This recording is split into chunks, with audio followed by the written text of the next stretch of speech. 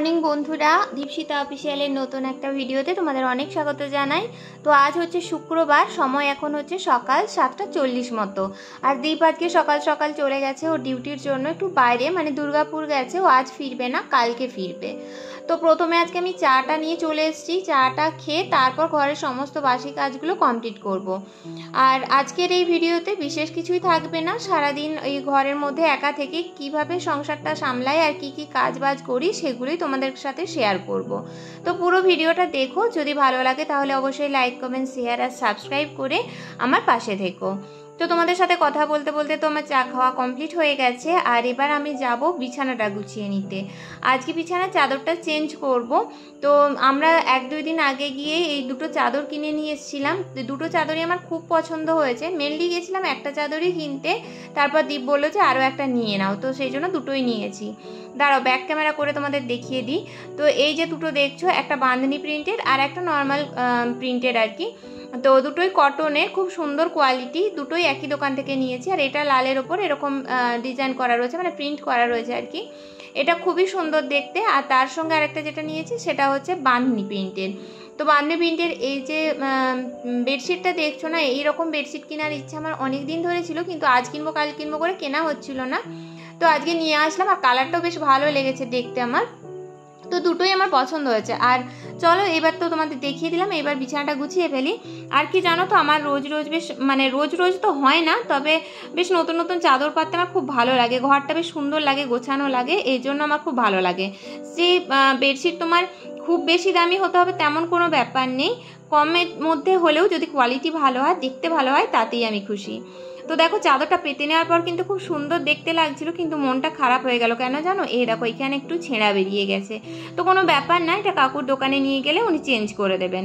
তো এটা তো আর পেতে রাখা যায় না, তো এটা চেঞ্জ করে নিয়ে আর এখন আমি এই লাল চাদরটা পেতে নেব। তো দেখো লাল চাদরটা আমি পেতে নিয়েছি। আর পেতে নেওয়ার পর কিন্তু ঘরটা খুবই সুন্দর দেখতে লাগছে। তো আমার বেশ পছন্দ হয়েছে। আর এদিকে দেখো এই আউটডোরটা যবে থেকে এখানে বসানো হয়েছে না, তবে থেকে আর এই জানলাটা আমরা ভালো খুলতে পারি না। আজকে তবু একটু খুলেছি। এদিকে জানলাটা দিয়ে প্রচুর বাতাস আসে, কিন্তু যেহেতু আউটডোরটা রয়েছে তো বারবার নাড়ানো চাড়ানো যায় না, সেজন্য ওদিকটা ফিক্সড করে দেওয়া হয়েছে।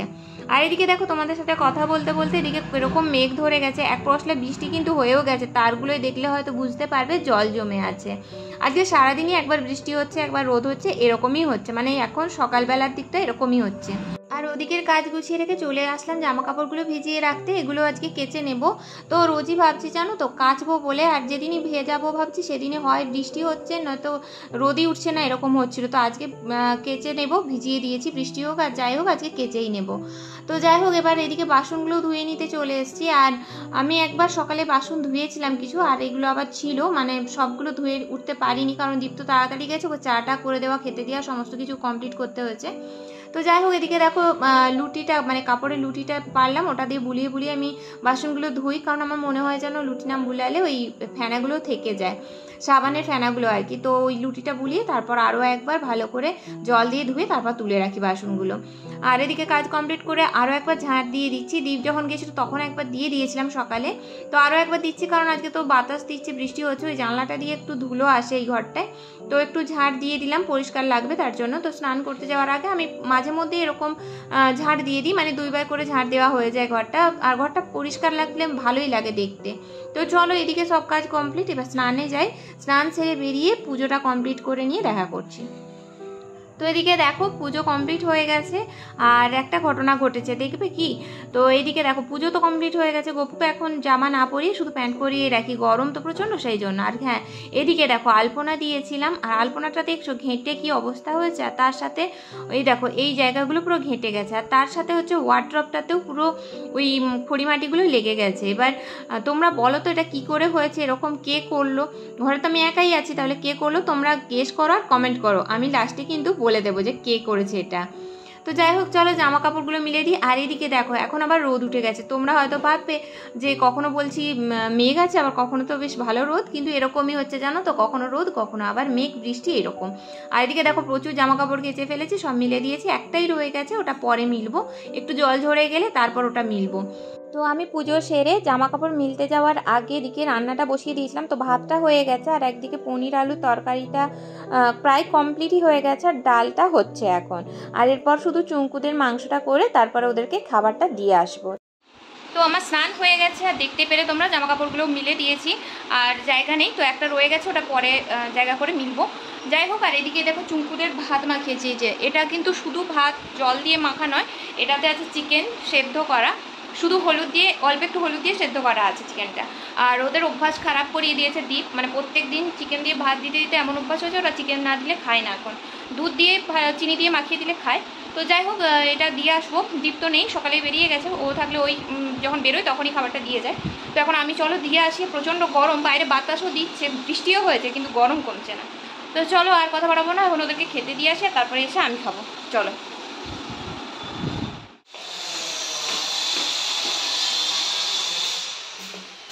খিদে পেয়েছে? দাঁড়াও, চাবি আনিনি, দাঁড়া চাবি নিয়ে আসি। তো দেখতেই তো পেলে তোমরা যে আমি চাবি নিয়ে যেতে ভুলে গেছিলাম, তো পরে এসে চাবিটা নিয়ে গেলাম। আর দুটো জিনিস, মানে একটা হাতে খাবার ছিল আর একটা হাতে চাবি ছিল, তো সেইভাবে ভিডিওটা আর করা হয়নি। আর ওই যে ওপর থেকেই তোমাদের দেখাচ্ছি, দেখো ওদের খাওয়া হয়ে গেছে। তো এরপর আমিও খাবারটা খেয়ে নেব। আর আজকে একাই যেহেতু খাচ্ছি, মানে একাই খাবো বলে তো সিম্পল রান্নাবান্না করেছি, আর বেশি কিছু করিনি।